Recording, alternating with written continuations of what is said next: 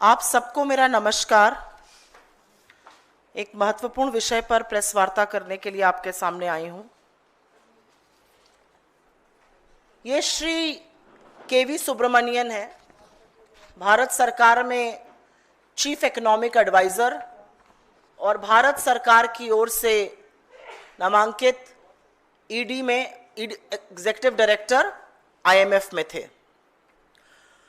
2 दिन पहले अचानक मोदी सरकार ने आईएमएफ में भारत के कार्यकारी निदेशक एग्जीक्यूटिव डायरेक्टर को उनके पद से हटा दिया।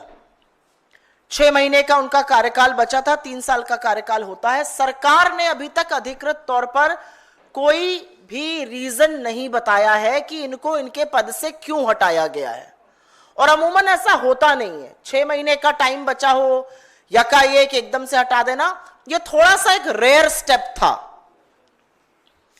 आपकी जानकारी के लिए याद दिला दूं, दुरुस्त करा दूं, ये वही केवी सुब्रमण्यन जी हैं जब कोरोना काल के दौरान -24% इकोनॉमी हो गई थी तो ये वी शेप्ड रिकवरी की बात कर रहे थे। ये अलग बात है कि वो वी शेप्ड रिकवरी आज तक नहीं हुई, वो के डब्ल्यू और बहुत सारी चीजें हुई। इन्होंने सरकार का चरण वंदन करना, इन्होंने सरकार का चीयर लीडर बनने पर ज्यादा अहमियत दी, बजाय कि सरकार को कुछ अच्छे इकोनॉमिक पॉलिसीज के बारे में या आर्थिक सलाहकार के तौर पर सही राय दे सकें। तो ऐसा क्यों हुआ? यकाएक एकदम से इनको क्यों हटा दिया गया?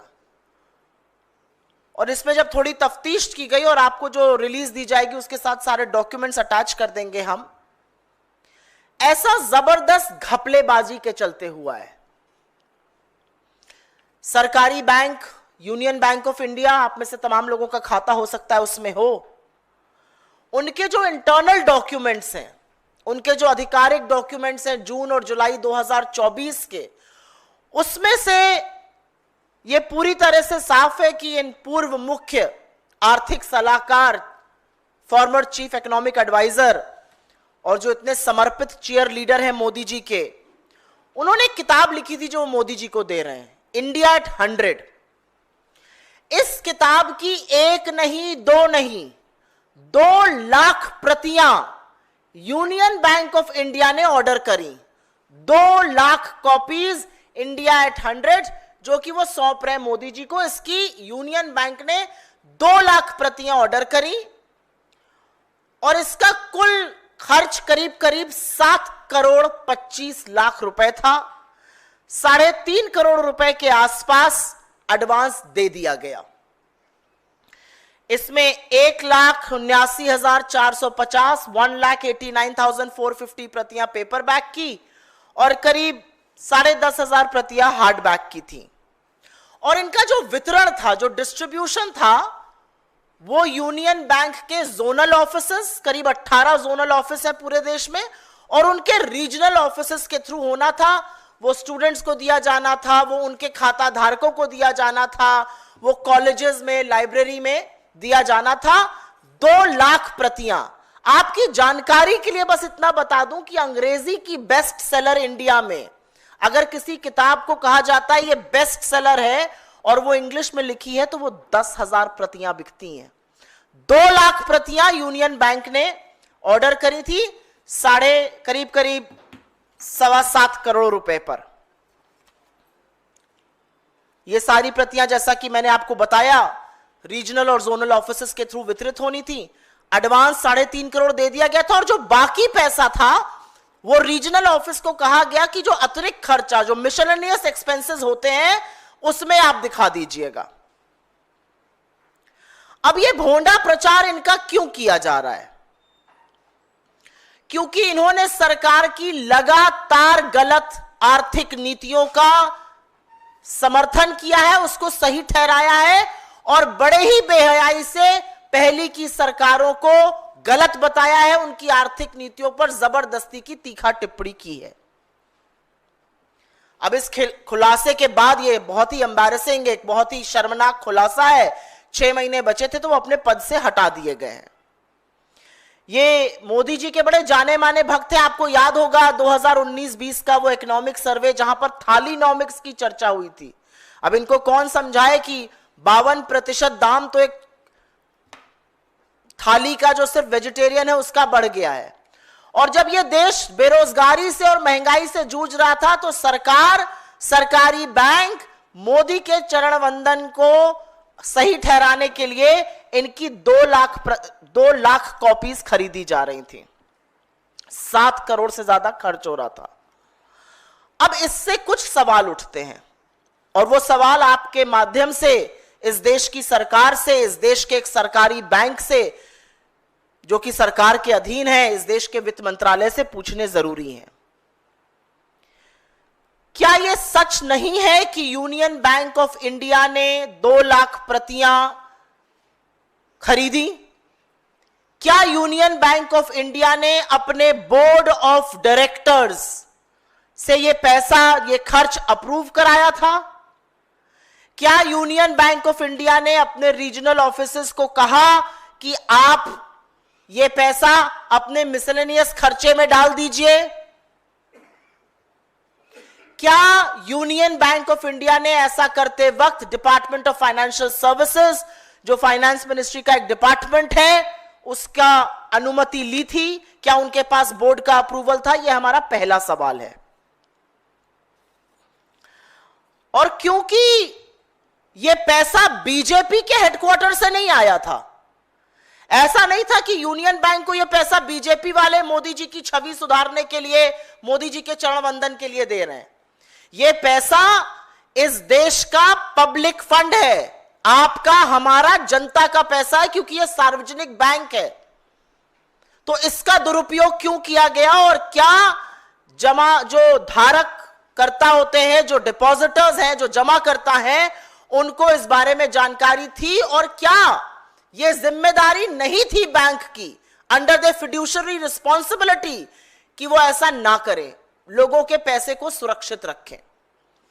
तीसरा सवाल, क्या वित्त मंत्रालय ने इस बात की जांच की है कि इतनी बेशर्मी से यह कॉन्फ्लिक्ट ऑफ इंटरेस्ट कैसे हुआ? और सिर्फ क्योंकि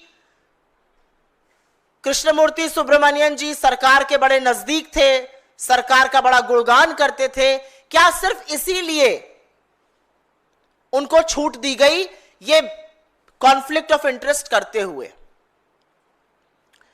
इसके अलावा एक और आरोप लग रहा है और यह बहुत संगीन आरोप है। आरोप है कि यूनियन बैंक ऑफ इंडिया की एमडी और सीईओ सुश्री मणि मेखलाई, जिनका जून 2025 में एक्सटेंशन होना है, उन्होंने इस एक्सटेंशन के लिए क्या यह अपरोक्ष रिश्वत दी गई है? क्या उनके जानकारी में यह सब हुआ है? क्योंकि जितनी ज्यादा किताबें बिकेंगी उतनी ज्यादा रॉयल्टी राइटर को मिलती है। इसके बिकने से करीब 90-92 लाख रुपए की उनको रॉयल्टी मिलती।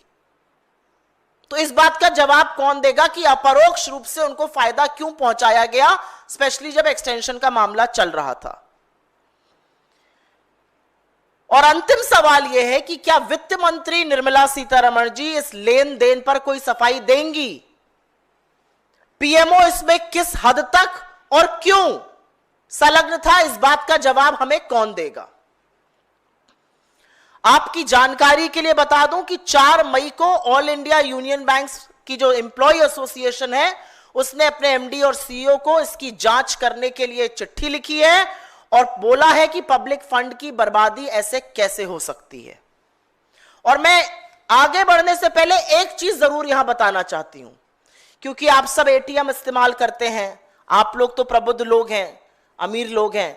इस देश के बहुत सारे ऐसे लोग हैं जो मिनिमम बैलेंस नहीं रिटेन कर पाते हैं, जो 5,000 10,000 जो मिनिमम बैलेंस होता है वो नहीं रख पाते हैं। उनके लिए 2 जून की रोटी इकट्ठा करना इस समय मुश्किल है।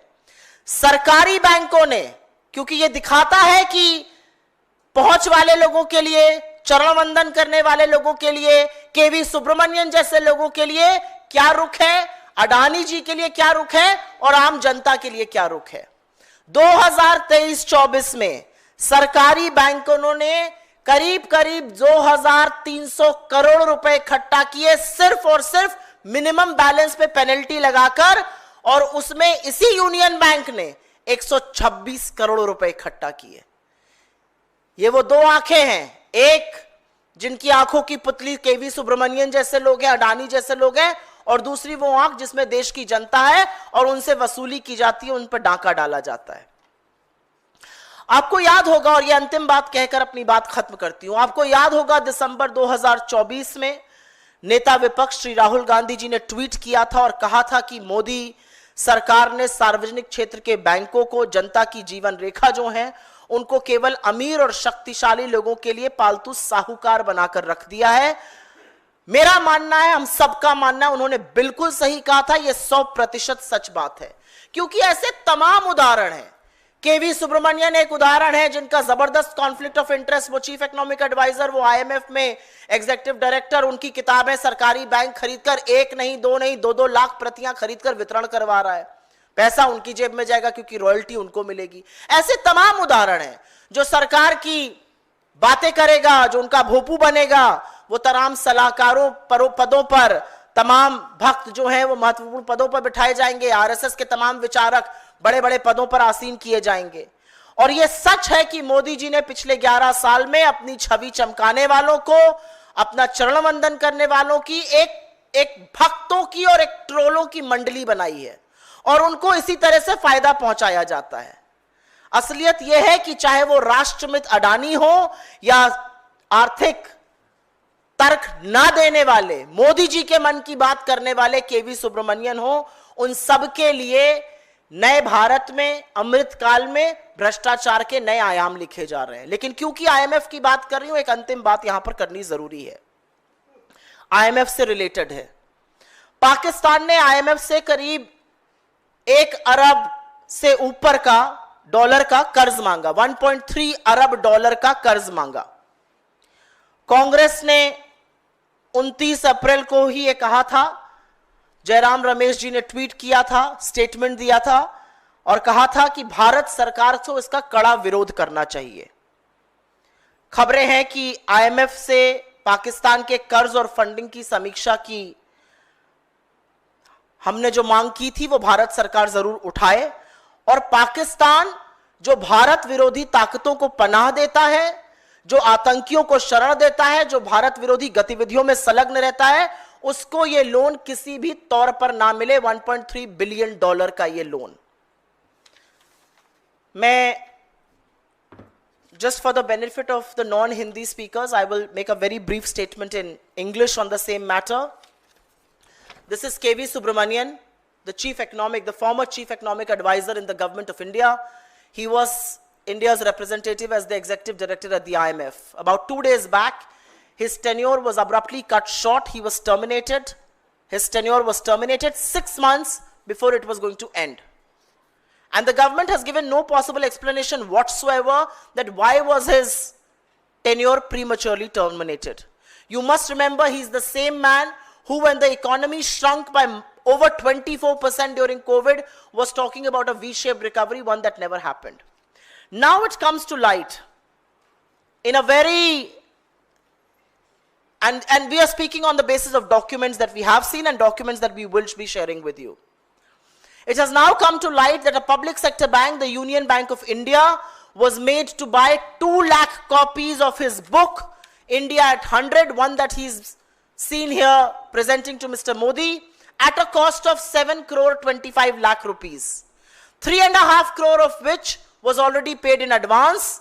These copies were to be distributed by the zonal and the regional offices of the Union Bank of India. The regional offices were told, because 3.5 crore had already been paid, the rest of the money should be listed under the miscellaneous expenses of the bank's regional offices. These were supposed to be distributed to students, to deposit holders, to colleges, to libraries. Why on earth was Union Bank of India incurring this cost is something that remains unexplained. The reality is that the cost of this blatant propaganda was not borne by the BJP coffers. It was coming from the tax-paying citizens of this country.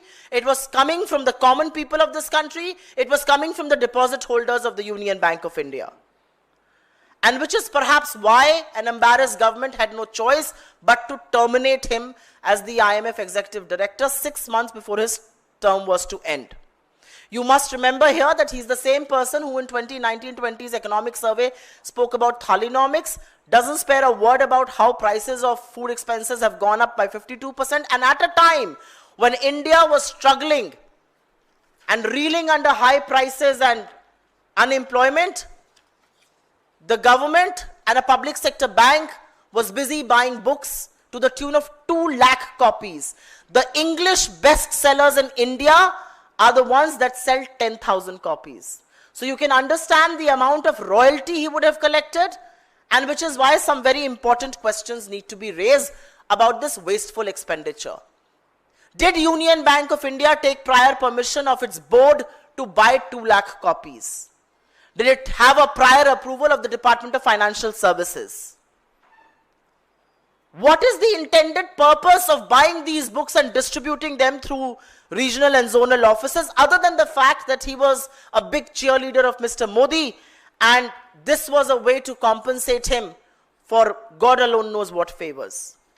Has the Finance Ministry investigated how could something as blatant as this conflict of interest go through, and how involved was the PMO in this whole affair? There's one very important point here. The MD and CEO of Union Bank, Ms. Mani Mekhalai, is due for an extension in June 2025. Was she involved with the decision to procure these copies? Did she approve the procurement of these copies?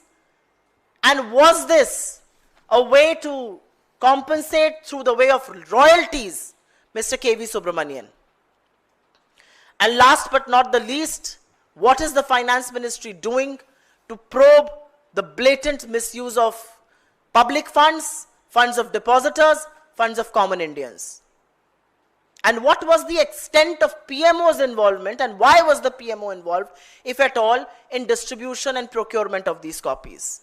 I must very gently point out here that on the 4th of May, the Union Bank Employees Association has written a letter to the MD and CEO asking for a fair probe and about this wasteful expenditure. You must also be reminded here of how benevolent these public sector banks are when it comes to common people like you, me, and others.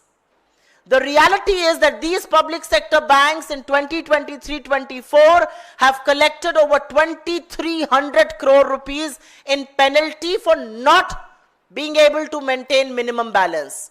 They charge you for ATM withdrawals, and Union Bank collected almost 126 crore alone by way of penalty.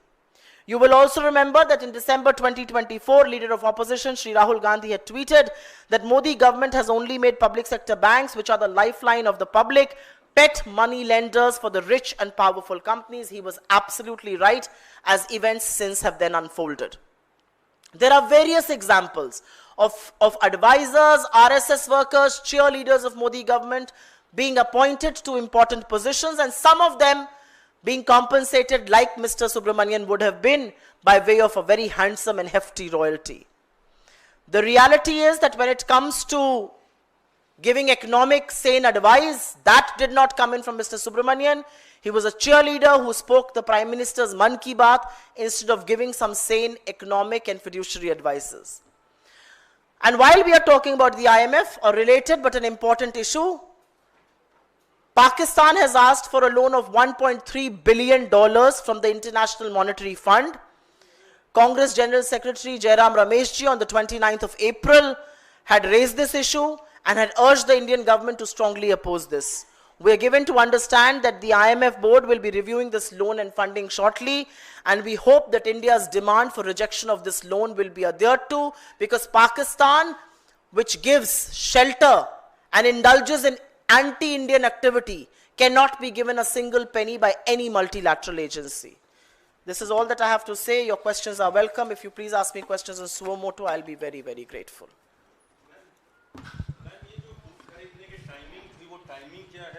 तब वो वहाँ IMF में ही थे? जी हाँ, ये जून अब आपको जो हम अपने साथ प्रेस रिलीज के साथ जो डॉक्यूमेंट शेयर करेंगे, जून 2024 में ये चिट्ठियां लिखी जा रही थी और किताबें खरीदने की बात की जा रही थी। जून 2024 में, जुलाई 2024 में आधा एडवांस दिया जा चुका था और बाकी पैसा रीजनल ऑफिसर्स को बोला गया था आप अपने मिसलेनियस एक्सपेंसेस जो अतिरिक्त खर्चा दिखाते हैं उसमें दिखा दीजिए और ये किताबें खरीद कर बांटिए। ये किताबें क्यों खरीदी जा रही थी, इसमें ऐसा क्या लिखा हुआ है, ये केवी सुब्रमण्यन की किताबें कॉन्फ्लिक्ट ऑफ इंटरेस्ट इतना जबरदस्त है, इस पर सवाल उठाना जरूरी है।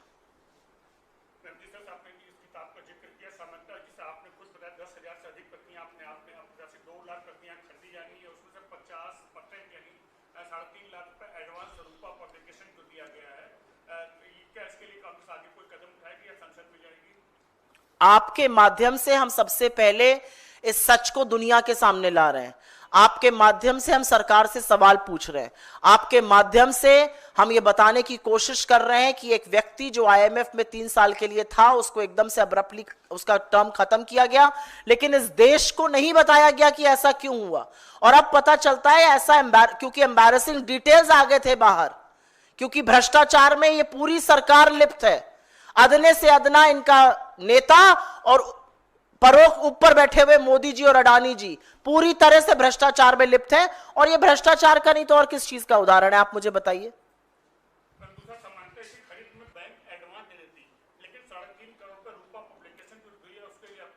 तो एडवांस ही दिया ना, जो 3.5 करोड़, 7 करोड़ 25 लाख का टोटल बिल था, 3.5 करोड़ एडवांस दिया गया। ये किसका पैसा था? ये एमडी और सीईओ या बीजेपी के खाते से तो नहीं आया था, ये पैसा डिपॉजिटर्स का है, ये पैसा पब्लिक फंड है, वो पब्लिक सेक्टर बैंक है, पब्लिक सेक्टर बैंक में फंड इन्फ्यूजन किया जा रहा है और यहां पर ये फंड से बाबुओं की किताबें खरीद कर बेची जा रही हैं। ये कैसे किसी तरह से माना जा सकता है, ये कैसे स्वीकार किया जा सकता है?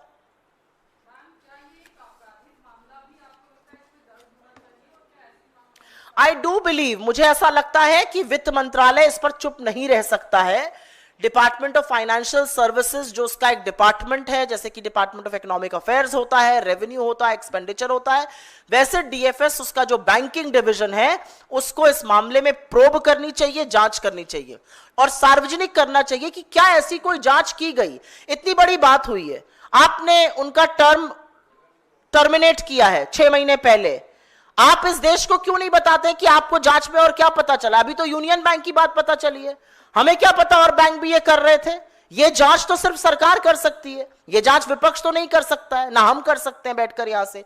ये जांच सरकार कर सकती है और सरकार को बताना पड़ेगा, क्योंकि ये सब लिस्टेड कंपनीज हैं, यहां पर टैक्स पेयर्स का फंड है, ये पब्लिक फंड है। यहां पर जो अगर कैपिटल इन्फ्यूजन होता है पब्लिक सेक्टर बैंक्स का तो वो कंसोलिडेटेड फंड ऑफ इंडिया से होता है, तो ये एक एक पैसा, एक एक पाई का हिसाब देना होगा। और बजाय हिसाब देने के सरकार ने चुपचाप से उनका टर्म खत्म कर दिया। टर्म बाद में खत्म करिए आप पहले ये बताइए हमें कि असलियत क्या है, कितना भ्रष्टाचार हुआ है और कितने बैंकों ने किताबें खरीदी हैं। अभी मामला सिर्फ यूनियन बैंक का सामने आया, क्योंकि दस्तावेज थे इसलिए हम उसका नाम लेके बोल रहे हैं। मैम, आपने कहा कि इसके अलावा भी ना जाने कौन कौन से बैंक्स में ऐसा हुआ होगा। आप चाहेंगी कि सरकार कोई पॉलिसी बनाए, कुछ चेक्स एंड बैलेंसेस लेकर आए ताकि जो पब्लिक फंड्स हैं वो मिसयूज ना हो सके? मुझे लगता है ये बहुत बड़ा कॉन्फ्लिक्ट ऑफ इंटरेस्ट है। मुझे लगता है कि अभी तक हम राष्ट्रमित अडानी और नेताओं का देख रहे थे, अब बाबुओं का भी देख रहे हैं। बाबू लोग भी अपनी किताबें छपवा रहे हैं और किताबें छपवा कर उसी सरकार को बेची जा रही है। वो सरकार फ्री में लोगों को बांटेगी, रॉयल्टी कोई वो गवर्नमेंट ऑफ इंडिया को तो देंगे नहीं। वो ये तो नहीं कहेंगे कि बेरोजगारों के खातों में पैसे डाल दो, महिलाओं के खाते में पैसे डाल दो, पीड़ितों को पैसे दे दो, किसानों की एमएसपी कर दो। इसके लिए तो पैसा नहीं, पैसा तो उनके बटुए में जा रहा है। रॉयल्टी जब आएगी तो वो तो केवी सुब्रमण्यन के पास जा रही है। केवी सुब्रमण्यम एक नया पैसा तो आपको नहीं दे रहे हैं और ना इस देश की जनता को दे रहे हैं। तो बिल्कुल सरकार को एक चेक्स एंड बैलेंसेस, जिस तरह से इस किसी भी चीज का मिसयूज ना हो सके। क्योंकि हमें तो एक बाबू का पता चला है, कितने बाबुओं ने काम किया हमें क्या पता। आजकल बड़ा ट्रेंड भी है ना मोदी जी के चरण वंदन में किताबें लिखने का, पता नहीं वो चरण वंदन वाली किताबें कहां कहां खरीदी जाती हैं, कौन कौन खरीदता है, कितने पैसे से खरीदी जाती है। इसके तो साक्ष्य मौजूद थे और सरकार के सामने साक्ष्य आ गए थे, सार्वजनिक हो गई थी ये चीजें, इसलिए सरकार को एक्शन लेना पड़ा। कोई और सवाल या on what? Ma'am, today Congress President Mr. Mallikarjun Kharge has given a big statement saying that there were intel inputs to the Prime Minister, and that's the reason why he has cancelled his visit to Jammu Kashmir. Now, the BJP is saying that these are all the baseless allegations, and if it will be proven wrong, then he should give an apology to the country. सर्वप्रथम तो मैं पहलगाम आतंकी हमले के बारे में ये कहना चाहती हूं कि आज 14 से 15 दिन हो गए और मुझे इस बात का दुख है कि शहीद के परिवार के साथ, शहीद की पत्नी के साथ भेड़िए की खाल ओढ़कर लोगों ने क्या क्या किया। नेता प्रतिपक्ष राहुल गांधी जी आज करनाल गए और शहीद विनय नरवाल जी के परिवार से, उनकी पत्नी से मिले, उनको ढांढस बंधाया, उनको विश्वास दिलाया कि यह देश उनके साथ है। इससे पहले वो शहीद शुभम द्विवेदी जी के परिवार से भी मिले थे। इसके पहले वो कश्मीर भी गए थे और वहां पर घायलों से अस्पताल में मिले थे और लोकल लोगों से मिलकर उनकी समस्या, उनका दर्द समझा था और उनको भी हिम्मत दिलाई थी। श्री मल्लिकार्जुन खड़गे जी जो हमारे अध्यक्ष हैं, उन्होंने वही कहा है जो सरकार ने कहा है। सर्वदलीय बैठक में सरकार ने माना था कि चूक हुई है। 14 दिन हो गए, ये पूरा देश आक्रोशित है, उद्वेलित है और देश चाहता है कि ऐसा सबक सिखाया जाए देश विरोधी ताकतों को कि उनकी रूह कांप जाए। मुझे लगता है जो खड़गे जी कह रहे हैं वो देश की अभिलाषा है। कल आपके जैसे प्रबुद्ध पत्रकारों ने तमाम टीवी चैनल और अखबार में यह खबर छापी थी कि सुरक्षा के लोगों ने बताया इंटेल थी। यही तो बोल रहे हैं खड़गे जी। बहुत धन्यवाद आप लोगों का।